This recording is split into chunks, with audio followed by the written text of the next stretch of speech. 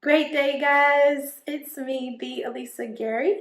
I just wanted to come in and give a really quick video to give some information about something that I have had a lot of questions by email about.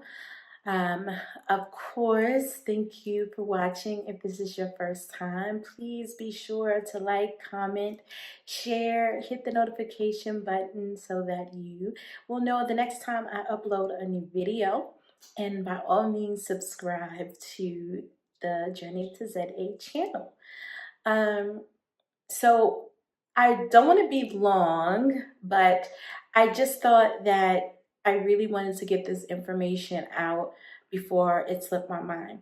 I've gotten a lot of questions in my inbox in regards to vehicles in South Africa.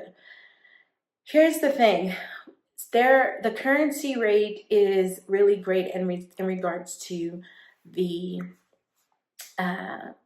US dollar to South African rand or ZAR, ZAR, if you're looking on it for foreign exchange or Forex. However, there are some things that are a little bit more costly. And one of those things is vehicles. The biggest question that I have a lot of Americans seeking to come to South Africa ask me is, why don't I just ship my vehicle? Which is exactly what we thought. However, there are lots of stipulations with bringing or importing vehicles into the country. When we were looking the greater part of last year, there were some places that said they could do it, but then once you got down into like the cost of it, it's like, oh my goodness, you might as well have just purchased a vehicle. So in my opinion, I mean, we have two vehicles. One I love. I had a beautiful Kia Sedona. It did right by us. It's a awesome people hauler, as they like to call out here, or maybe more in the UK. But it served our purposes, and I would have loved to have just picked that vehicle up and brought it here with us. However, there were embargoes or fees associated with it. Of course, there's the whole shipping matter. Excess of $4, $5, sometimes $6,000. The different places that we looked, just on average. And then there's the cost for you to transform the vehicle if you even do bring it in and you like, I don't care about the fees, I'm going to bring it. So a lot of times it's not automatically thought about that in South Africa, their vehicles are on the right-hand side. So in America, you drive on the left-hand side. So you have to convert the vehicle to be a right-hand driven vehicle. Yes. So that is a big deal as well. It was quite costly. I even did some searches to find people that were selling right-hand vehicles because I was thinking, maybe if I buy someone else's vehicle that is right-handed, and then ship that, then there you go. But again, I ran into that cost factor. It was quite costly, thousands of dollars. And for us, I was like, we might as well just go with getting a vehicle here. Now, don't be too sad because I don't like to give bad news without giving good news. The good news about it is that when we were searching, we were able to get different information in regards to options that you may have. So one of which is there are regular car purchasing companies here that you're familiar with in the States. So Honda, Toyota, things like that. If you want to purchase a vehicle here, what I would suggest you doing is start having conversations with these companies early on. Now, what I found when I checked at least 3 of these major dealers was that they wanted to see income coming into a local bank account for at least 3 to 6 months. Most of them, they said 3. What I would recommend that you do is to contact, said dealer. One, find out about pricing. If you're going to try to do financing, ask them. Like, I literally was able to walk into like Honda, and I just went to the department for financing, and I asked them what the requirements was. That's what they told me. What I would be mindful of is people that tell you, oh, you can pay X amount of money for me to put an application in with a third party financer who will verify your credentials in the States and then see if you qualify here. This is why. Because a lot of times what these people will do is they'll tell you it's refundable, but then they already know that they can't, and then they just got whatever the non-refundable part was off the top and did whatever with your money and then send it back eventually, and then you're back at square one. There are other companies that advertise where you can see the vehicle, or you can see a list of the vehicles available, and they tell you this is how much you need to pay for deposit. This is how much you need to pay for paperwork. It's pretty much like a pay to play type of deal, but they can still be quite costly. Another option that I found was a company called FlexClub. They actually were a lifesaver for us. I found them at the ninth hour because we had been renting a vehicle. And one of the things about renting a vehicle is that if you do it ahead of time, it can be, I say cost efficient, but I say that term loosely. Because again, you want to make sure that as you are coming into South Africa, you want to get out of the comfort of, oh, that's not that much in terms of American money to the money here, South African money. You want to make sure that you're being very efficient in terms of your budgeting. If you haven't started working, or if you have, you want to start looking at things in terms of what the scale and pricing of things are here to be smart with your money. So with FlexClub, it was actually really awesome. They partner with Avis, and they get vehicles from Avis, their new vehicles. So we got here the end of last year, so it was still 2020.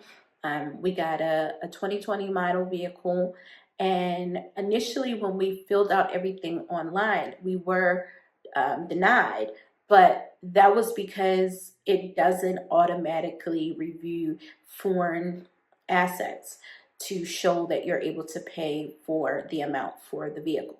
So what we had to do was reach out to them, show them manually, these are our statements, this is our income, this is what comes in every month, and they were able to evaluate it and then approve us that way.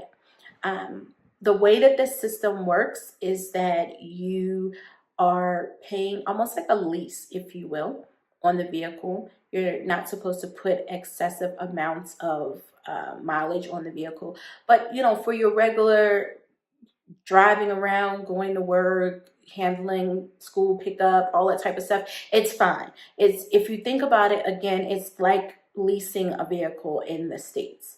You're using the vehicle, you're taking care of the vehicle, cleaning it, maintenance, all of that type of stuff, except if you decide you don't want it in a particular month, you just turn it in and just make sure that it stays under the mileage that it's supposed to be.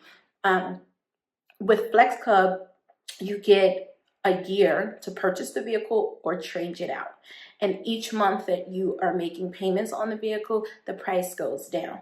Then there's also like safe driver discounts. So there's a little app it's like a little sensor that goes in the car. It kind of says, you know, how you're driving, if you will, similar to in the States, Progressive or some other insurance companies put a little tracker in the car to see how you're driving, and it gives you rewards or discounts if you are doing good or not so good. We don't want to talk about that because we're all good drivers, right? Exactly. Right. So, that is kind of the gist of it. And what will happen is every so often they'll send you a message, say, hey, can you tell us what the mileage is? Now, what I will say is a lot of the vehicles that they have are on the smaller side. They had recently launched actually within about a month or two of when we arrived. So since then, they have updated the site. They've gotten some larger vehicles in. What I will say though is it is a little bit more costly for automatic vehicles because a lot of people drive manual vehicles here. So if you can drive a manual vehicle, you don't mind it. If you haven't thought about it, go ahead and figure out how to drive a manual now. It can save you a lot if you want to deal with that. If not, they do have automatic options. They are more costly. Larger vehicles have been introduced. You can go to their website and kind of check it out. Only because I like you guys. I was like, these people should really be sponsoring me or something for putting their information out there, and nothing. But that's okay. Because to me, it's about giving out the information. And I know that was something that was really big in terms of finding a vehicle, just simple things like getting the kids back and forth, commuting, until we got something bigger or until we just outright purchased something. We wanted to kind of know what our commutes were going to look like. One of the things that I did like about FlexClub was that the insurance is included when we go through the tolls and things. The tolls automatically ding. So I haven't gotten a separate bill, if you will, for the tolls. So it must be on some sort of pass type thing where it's included into, unless you go over a certain amount inside of your payments. It does come out automatically every month. So you'll need to have a local bank account set up. If you haven't done that, you can go back and look under the 10 things you need to know before moving to South Africa series. There's one talking about banking. I know that FNB offers a non-resident account that you can open online or actually through email from the States. I was able to do that ahead of time. And you can even pick up the card when you come out to visit or ask them to hold it, because it did take them some time to mail it to us. By the time we came out to visit in October, we just went ahead and set up to pick up that card. But at least you'll have the card number.